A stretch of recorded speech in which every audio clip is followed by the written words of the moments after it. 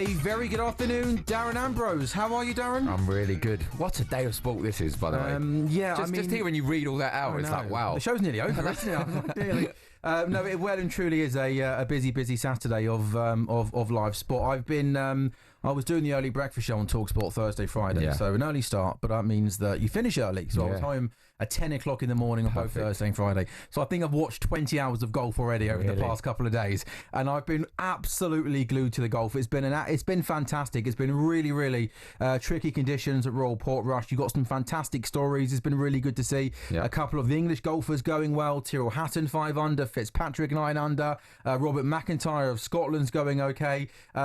The only shame is that it is Scotty Scheffler that's leading at 10 under. He gets going at 335. If you take Scotty Scheffler out of it, I mean, there's 4 or 5 shots separating a dozen golfers, but it just feels like, and we'll chat with Sean O'Brien shortly, it feels like with Scotty Scheffler leading at 10 under, the world number one, the 3-time major winner, he's going to take some stopping, because when he gets ahead, he doesn't look back. He's unstoppable at the moment, and as you said, it's a great day, but with him leading, you've already said it looks like he will hold on. He's a good front runner, isn't he? So hopefully someone else can come back into contention and make it an exciting day of golf. Yeah, let's hope so. And it's great to see some of the English guys go well. Rory McIlroy as well. He's in with a chance. He's 3 under, so he starts 7 shots off the leaderboard. Off the top of the leaderboard, he gets going at 2:30. So golf updates throughout the afternoon. The Lions did their job. It feels almost strange that, I'm not saying it feels underwhelming that the Lions won, but it was quite unique that the British and Irish Lions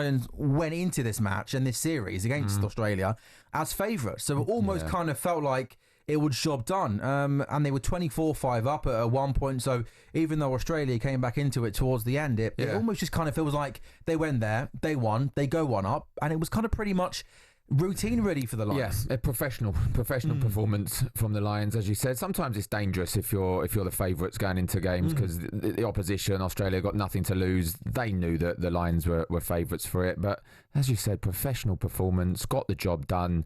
Wasn't too convincing to say the least, but I think they'll win all the games, to be honest. I really do. I think so. The first warm-up game they had was against Argentina. And Argentina were ranked higher than Australia in the rankings. I almost just kind of thought from that moment on, smart play. It was smart play. And again, the boxing as well to come this evening. I love the darts as well. Winter Gardens is fantastic. Man United playing Leeds in a friendly. We'll get the full team news with Tom Clayton very, very shortly. But the big news, Darren, coming out of Manchester United is they've had a bid finally accepted for Bryan Mbeumo. It's an initial £65 million, which could rise to £71 million. They had 2 previous bids rejected for £55 million, and then one just over £62 million. He had 1 year left on his deal at Brentford. Is this a good signing for Manchester United? Does this improve Manchester United? Of course, joins with Matheus Cunha.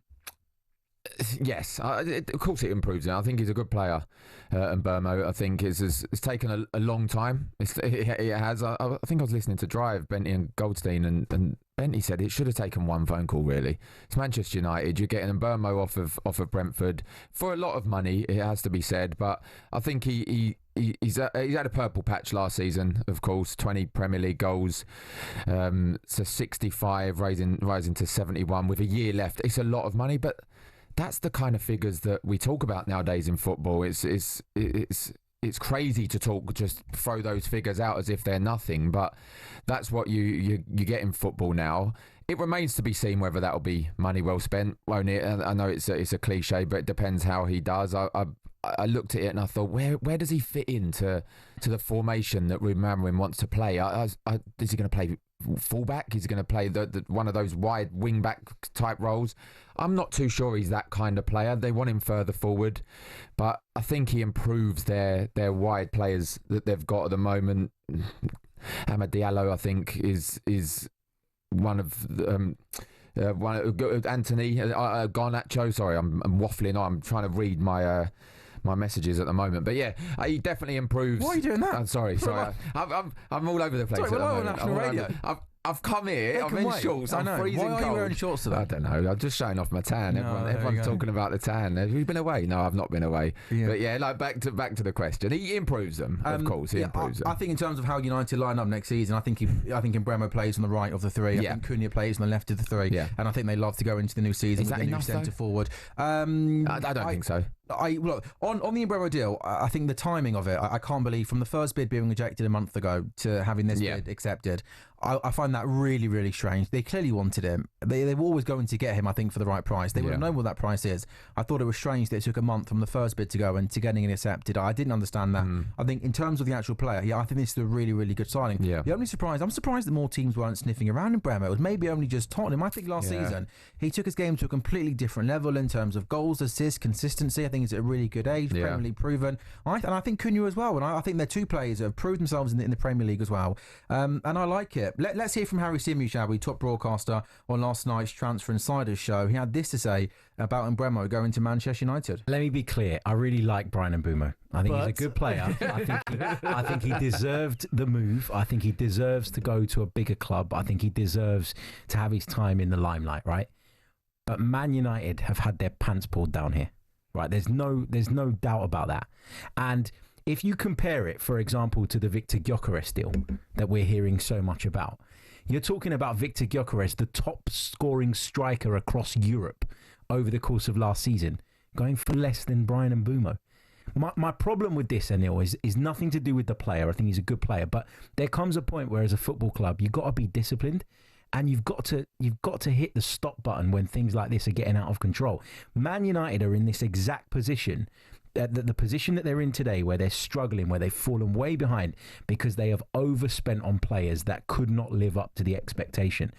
And I'm not saying Mbeumo is going to be a flop, but I don't think that this kind of price point is justified for him. And I think if I was a Man United fan, I'd be a little bit worried that my club are doing the same old thing again. So I don't disagree with what Harry says in terms of Man United's business being bad for many, many years. That's clearly obvious. Yeah. But Bryan Mbeumo is 25 years of age. He got 20 goals last season, 7 assists.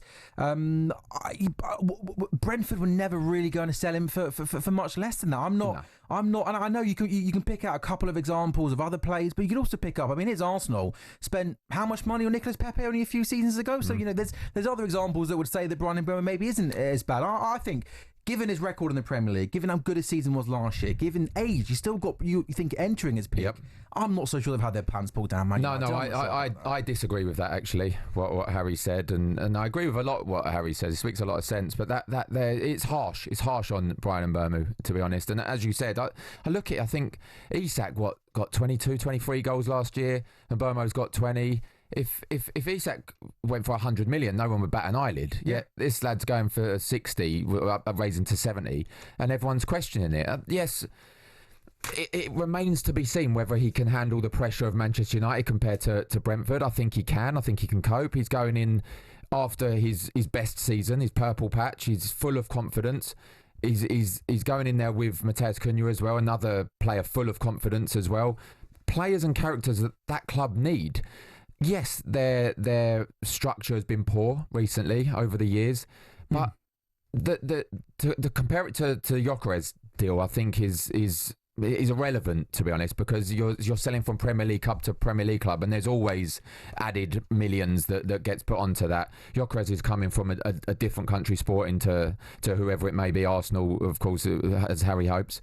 But yeah, I think that's harsh to compare that. I think Mbeumo, we'll see midway through the season next year. If he's got 10, 11 goals already by midway through, everyone's going to say that's money well spent. On AM, on DAB, via the talkSPORT app and on your smart speaker. talkSPORT.